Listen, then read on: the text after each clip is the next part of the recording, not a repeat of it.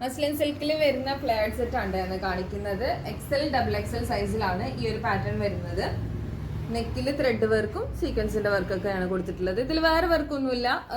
ഈ ഒരു പ്രിന്റ് തന്നെയാണ് ഇതിന്റെ ഹൈലൈറ്റ് ആയിട്ട് വന്നിരിക്കുന്നത്. ഫുള്ള് പാനൽ കട്ടാണ് കൊടുത്തിട്ടുള്ളത്.